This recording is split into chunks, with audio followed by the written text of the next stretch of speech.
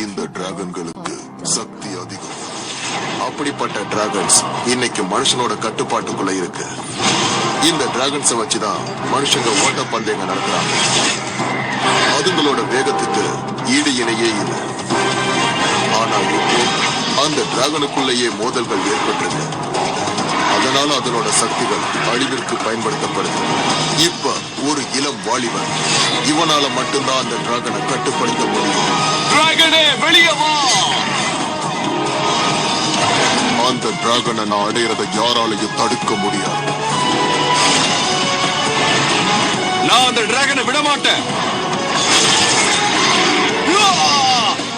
கலக்கிட்ட தைரியம் இருந்தா மோதிப்பாரு. டிராகன் இந்த உலகத்தில் டிராகனே வெளியே வா!